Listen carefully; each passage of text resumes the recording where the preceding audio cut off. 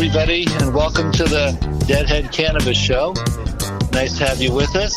I have my partner, Larry Mishkin, up in Chicago. Hey, Jim, actually, today you find me in Atlanta, Georgia. Oh, wow. What brings you to Atlanta? Well, I'm coming down to Atlanta because, as it turns out, my oldest son is getting married. And so my wife and I traveled down here this weekend for a get-together with the new in-laws and to work out details of the wedding and all sorts of fun stuff like that. All right. Well, that's exciting. Yeah, it is. It's, another stage in the life cycle, but it is very exciting, and we're happy to be here. It's lovely in Atlanta, 58 degrees and sunny. Can't ask for anything nicer than that. Nice. And is there foliage still in full bloom? Oh, beautiful. Beautiful, beautiful. Everywhere you look. Wow. That's great. Well, it's cold here in Colorado. Still have some snow on the ground. The ski areas are opening. And so we're heading into winter here in Colorado. So, okay. Yeah, got a lot going on in the cannabis world and the music world. Yep. We continue to sort of feel the ramifications of the vape pen scare. One of the trends we're seeing here in Colorado is a turn to more people smoking flower. Many of my clients are wishing they had more flower on their shelves to sell. And the testing labs are getting backed up. So now it's 7 to 10 days to get your results of your testing back before you can put your flower on the shelf. So that's interesting that a year ago, pounds were selling for about $800. And today there's $1,600 up to even $2,000 a pound at wholesale. So after 10 years, basically unlimited cultivation, we still find here in Colorado a shortage of flower, which is an interesting phenomenon. It is. That's really amazing, I think, and it really speaks to the popularity of the product. But, yeah, in Illinois, we've seen the same thing, an increase in demand for flower and edibles. The edibles have really spiked. On the flower side, what's really interesting in Illinois is that a lot of the cultivators are starting to stock up for January 1st. And so just when the demand for flower is starting to spike again, the powers that be are rolling back the amount of flower that's available. So there's all sorts of things going on, trying to get all that worked out and see how that strategy can play and where we're going to be on January 1st. But I've even had some of the local bud tenders, off the record letting me know, you've got the ability, now's a good time to stock up and make sure you have some, because there may not be as much around over the next few months. But took that hard. Yes, I think we're going to see lines around the block in Chicago in January. Right. Well, it'll be interesting to see how hardy everybody is, because it'll be 5 degrees below zero. But you're right. They're going to be lined up everywhere. And it'll just be another one of those national news stories, like we've seen when every state goes to adult use. That's the popular story, right? The reporter standing outside the dispensary with 1,000 people. And it's kind of fun. Well, I have a quick update in Missouri that there's been some back and forth between the regulators and the applicants, and the state of Missouri had not made it clear how they wanted the corporate structure question answered. So a lot of the applications, I wouldn't say they weren't rejected, they were allowed to resubmit, but they did ask for more clarification on corporate structure. As a result, well, Jim, I can comment on that one directly, because I represented a couple of groups in Missouri, and we submitted our application, and the way that they requested the information was crazy, because they wanted you to identify the corporate structure. So they had a piece of paper, and you had to identify the owner of each entity, but they wanted the individual's name, social security number, and that kind of stuff, when in fact we had set it up with wholly owned entities, and they didn't have any way to demonstrate one entity was wholly owned by another entity. And we submitted our applications. We did get bounce backs from the state that told us, no, this isn't what we mean. Here's how you have to do it. And they did. They gave us 7 days to revise. But when we called them up to try and get specificity, make sure we were doing it right, we literally got a woman on the phone, couldn't have been nicer, and just told us flat out they had no idea. They just didn't even know. Just put down whatever we thought was good and send it back in. And, if they didn't like it, they back to us. So I thought, well, okay, let's see how that works. But yeah, it was very interesting there. So yeah, it's going to be interesting in Chicago. It's going to be interesting times. And as long as we're talking about shortages, I just saw something interesting the other day, Tim, that maybe you can comment on. I read that there were 20 dispensaries in Denver that failed surprise mold and yeast tests done by the city when they came in and tested the flower on stock, and they were all forced to shut down. You heard anything about that? Yes. I know that the testing has been very rigorous in the past 6 months. Perhaps that's also leading to our shortage of flower on the shelves. But yes, we are aware of that. As I mentioned, there's 7 to 10 days wait now on when you drop a sample off at the testing facilities. So when you're growing inside, most of our flower in Colorado is grown inside. We don't have a lot of outdoor. We have some outdoor, but it's fairly tricky. Indoor, things can go wrong, especially when you have a drastic difference in temperature between outside and inside. Your walls can sweat, and that leads to mold and mildew. So yes, growing inside can be very tricky. And as I said, the testing is rigorous. So between those two things, you can have problems with your product and testing. Very important, because if you have 2 back-to-back crop failures, you might find yourself out of business. Another thing that's going on in Colorado, I don't know if we mentioned it on prior shows, but over 100 license holders have turned their license into the state of Colorado because they just can't make it. So the trend is towards larger, more sophisticated. Yep. And I think that's what's leading to our increase in prices and shortage of product in Colorado. You know, your small boutique cultivations, 5,000, 10,000 square feet, very difficult for them to compete with the 100,000 square foot cultivations. So we're seeing a market consolidation towards the larger facilities for cultivation. Okay. Very interesting. Yeah, I mean, it's kind of nice to know, though, on the other hand as well, that the local government is out there keeping an eye on things and not allowing product that's been contaminated like that to necessarily make it to the shelves. Right. Now, sometimes they will let you extract that product because the extracted process cleans up some of those contaminants. I see what you're saying. Okay. And that's fine, too, right? I just don't want to get home after I've paid a lot of money and open my container and see something growing in there that I don't know what it is. Yep. Well, that's true. And, testing is part of our legal cannabis program, so it's something that you have to deal with. Yeah, so anyway, back to Missouri, I think they were optimistically thought they would start to issue licenses by now, late October, early November, but now it looks like it's going to be by the end of this year, or maybe they might need an extension into early January. Is that what you're hearing, Larry? That is what I'm hearing, yes. That's exactly what I'm hearing, so we'll just have to wait and see how that plays out. Even a state like Illinois that's already got an established program, everybody was getting annoyed because one of the things they have done is set up 2 question and answer periods. So you could submit written questions to the relevant agencies by October 15th, and they were supposed to have responses back to us by last Friday. Got to last Friday, there were no responses, and they said, we'll have them for you this coming Friday. And although I'm on the road, I've checked, and apparently the responses have just hit. There's going to be one more question period that closes on November 15th, but with a deadline of the end of December, that doesn't give people a lot of time to sit around waiting to get the answers to their questions. So, it's imperative, I think, on the state as well, right, to understand the importance of this information and the accuracy of information we're getting back from the state. Given the amount of money our clients are spending and that they're spending then back on the state, I don't think it's unreasonable and to get that kind of cooperation. No, not at all. I mean, yeah, you're talking probably $200,000 or $300,000 to submit a application in Missouri between your attorneys, your accountants, your consultants, your cash flow forecast, getting the application filled out. So, yeah, it's a significant capital investment.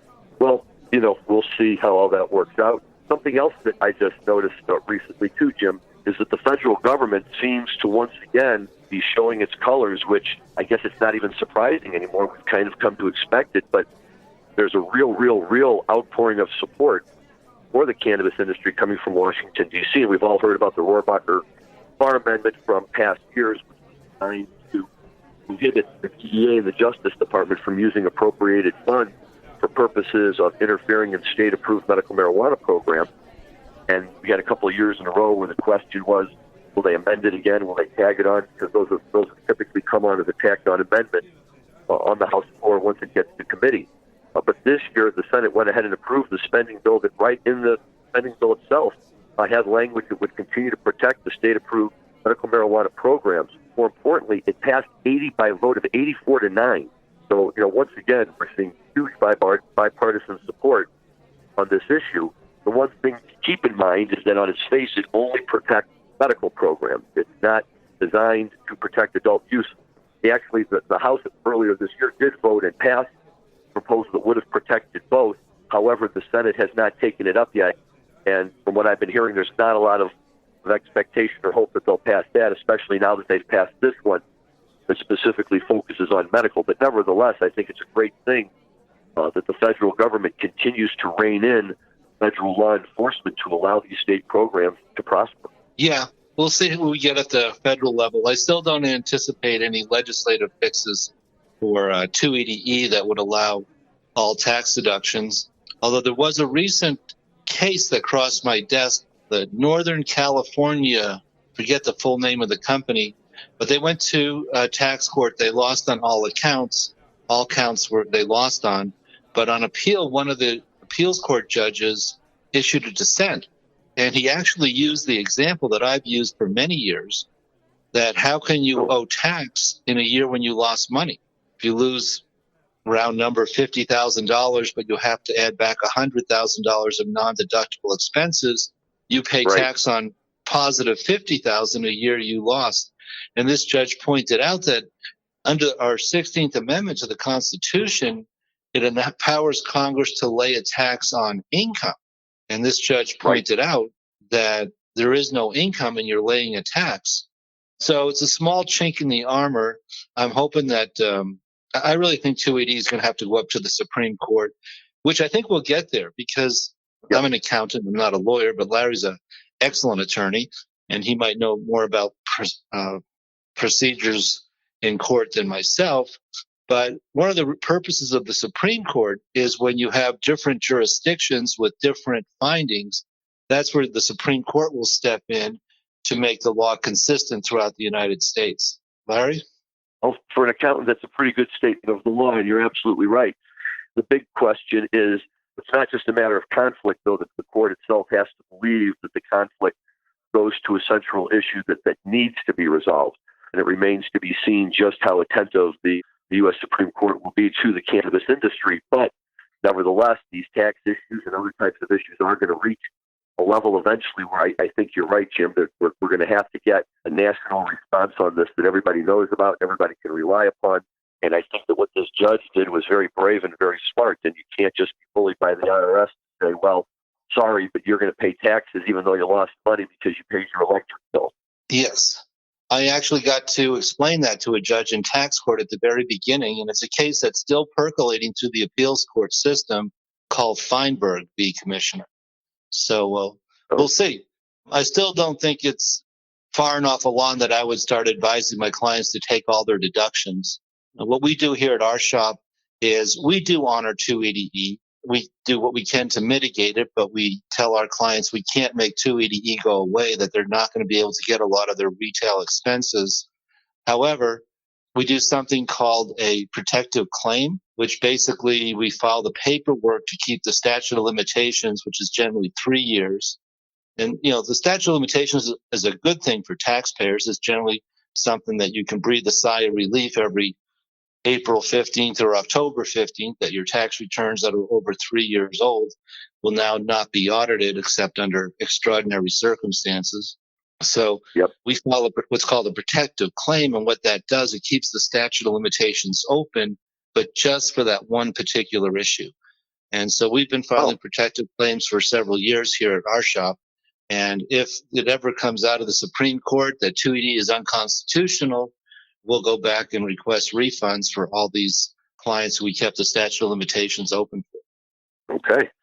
Very interesting stuff. I love, where these legal theories and tax theories come from. And I think it's just, it's inevitable that we're going to have to get some resolution on this because it's not sustainable to ask an industry to compete with one hand tied behind its back. So that's great work, and it's always good to hear what's going on.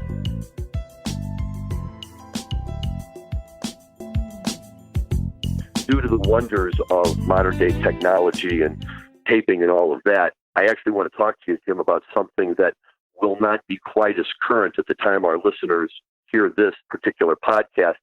But nonetheless, I think, given who we are and what our show is about, it's important to touch on it.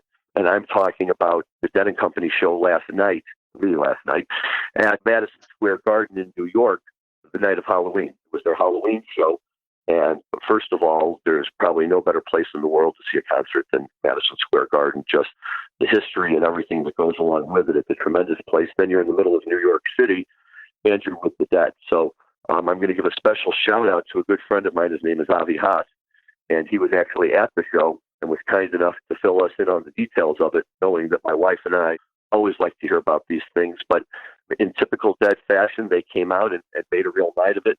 Apparently made a strong statement right out of the box, opening up with Ripple. It's always fun to hear, not quite as if you have a Jerry play it, but great song nonetheless. And they played a really good show all night. But what I was hoping, and absolutely, if there's one thing you can count on them on their Halloween shows, it's tradition.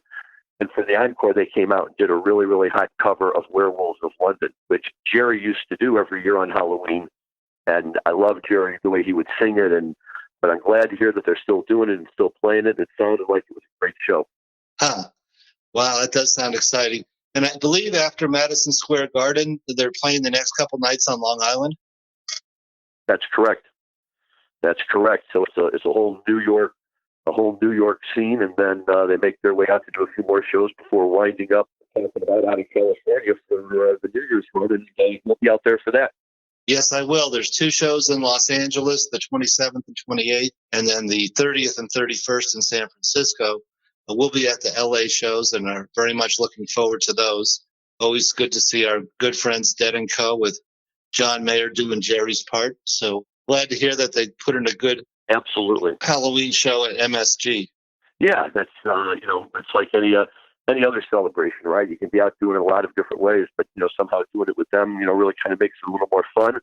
And I'm sure it must have been great to come stumbling out of that show at the end of the night and been right at the heart of Manhattan. Overall, though, it sounded like a great night. My friend reported well on it. And yeah, if you can ever see Dead or Dead & Company on Halloween, you're going to almost guarantee to be able to hear a great Werewolves of London. And shout out to a legend who's long gone but not forgotten, Warren Zevon, who wrote that tune. It's a great song, and I'm happy to hear him doing it. Very good. Well, back to business a little bit. What we've been working on this week are several business valuations for marijuana businesses and critiquing the work of other appraisers in different parts of the country. And value a small, closely held business. There's places you can look to get comparable multiples of revenue or multiples of EBITDA, which is earnings before interest, taxes, depreciation. But you don't have that for the cannabis. We've been involved in a couple of dozen purchases and sales, so we have our own small database. And what we see in Colorado, again, a competitive market, you can still go to the state of Colorado and apply for a brand new license. You don't have to buy an existing license. But the values here tend to be between 0.8 and 1.2 times revenue. And we had a valuation across our desk that was 5 times revenue. And so a very large difference. And I don't know, maybe people are paying those prices in other states, but as I say, man, if you're going to pay 5 times revenue for a cannabis company, you got to sell a lot of marijuana to get a return on your investment. So that's one interesting aspect on the business side is we're seeing values just all over the place. Well, I think that's a product of, a couple of these gigantic sales go through, like Greenhouse and Grassroots, when they did their sale a few months ago, and $875 million. And, I know we've talked that that's broken out and a lot of it into stock and everything else, but, people just hear the $875 million part. There's medical dispensaries in Illinois that are currently being offered for sale medical licenses. However, in speaking with most of the people who are interested in selling their licenses, they're viewing themselves in that category. And, there's groups asking as much as $20 million for a single medical license, which, some people might say, hey, look, if it gives you a leg up on the adult use, it might be worth it. But it seems like you're going to have to sell a lot of marijuana to make that back up. Yeah. And using the publicly traded companies, I don't think is a very good barometer because as far as earnings before taxes, et cetera, some people call that EBIT. a lot of them don't have any EBIT. They don't have any earnings. So you have these multi-million dollar deals, and when you look at their financial statements, which we do here, you see nothing but a history of operating losses. So it's very difficult to use that in a small, closely held marijuana company. We do a lot of what's called business divorces. That's when two partners, jump into business together, and then a few years later, they are not happy with each other. We call that a business divorce, and then we have to value the business so they can go their separate ways. Yeah, we don't really use the publicly traded Canadian market because, again, the valuations just don't make any sense. Right. That's really where the problem comes in. I try to explain to my clients that, look, each one of these is going to be valued in its own way. And, somebody says, well, how do I know what my dispensary is worth? Simple. Whatever somebody's willing to pay you. Yep. Well, I don't have anything musically. I'll look forward to reporting the Dead & Company shows in California next month. But things are a little quiet here in Colorado on the music side of things. I could give a brief plug to my son Jack's band. They're a Fish tribute band called Kings of Prussia. Lovely. You can find some of their videos on Jack Marty's Facebook page. But they do really well. They play in Denver most Thursday nights. And as we've discussed in the past, there's so many Grateful Dead tribute bands. They actually have Grateful Dead tribute band festivals. But on the Fish side, I like that. Yeah, there's very few Fish tribute bands out there. There's a few around Denver and a few around Colorado. But one of the reasons that there's not as many tribute bands on the Fish side is the music is very difficult to play. It's very complicated music. Not that I'm a musician who could explain exactly why that is, but it does explain why there's so few Fish tribute bands. Well, look at it this way. If you're going to be a cover band, I have to believe it's a lot easier to cover Friend of the Devil than it is to cover You Enjoy Myself, right? A 25-minute instrumental that they know looks like the back of their hand. But, to figure it out and to be able to play it and to really get into all the little avenues where they go with those tunes, you're right, it's really, really tricky. It's not something that easily lends itself to replication like, the basic parts of the Dead. Now, the good Dead cover bands are the ones that can go beyond the lyrics and freeform a little bit, too. Not everyone can do it, so it's tricky. But, yeah, that was my thought exactly, Tim, but on the Fish side, it must be a lot harder to get it done.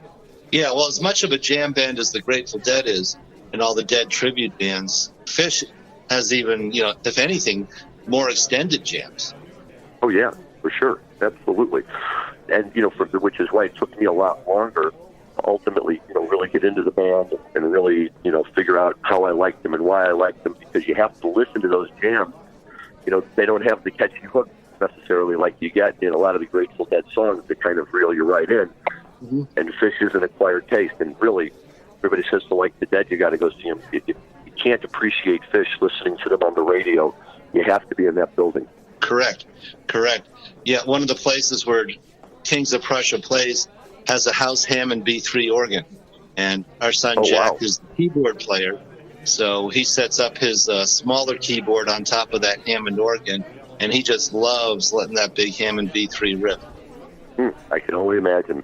Love those Hammond B3s. Nothing better than being at a Dead show and watching Brent play his Hammond B3 and that little wheel on the bottom spinning around so fast you think it's going to come off. You're like, there they go. They're hitting it again.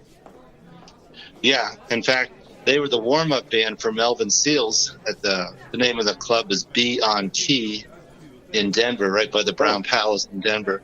And Jack was so excited that, hey, Dad, I got to play on the same Hammond organ as Melvin Seals. That's very cool. Very cool indeed. Well, that's, the benefit of being a musician. Well, Jack's a senior in college, and he'll finish up this spring. And he could go either way, into music or into computer engineering, which is what his degree will be in. So, okay, well, you can play around with both until one of them becomes a day job. All right, everybody. I think we're coming to the end of our time slot, so it's good talking to you, Larry, and airing things out. And we'll have a lot more to talk about here in a few weeks after we've got a few more musical events under our belts. Well, I think that's right. I think we're at a very exciting time. A lot of things are happening, and it's going to be really fun to watch Missouri and Illinois and a lot of these states roll out over the next few months. There'll be some good, there'll be some bad, but at the end of the day, it's legalized marijuana, so it can't be that bad. Yes, yeah. The trend is towards full legalization. I like to say, you listen to all the politicians right now and all that's going on with impeachment and scandals and the 2020 presidential election, you almost never hear anybody talk about marijuana, and that's a good thing. We would prefer to be under the radar and not be on the front page of the paper. I agree. My opinion is nobody cares about marijuana anymore, and that's the way we like it. 100%. Couldn't agree with you more. All right, everybody. Well, listen, Jim, you have a great week, Yep. and I will look forward to touching base with you again next week. Okay, everybody, over and out from the Deadhead Cannabis Show.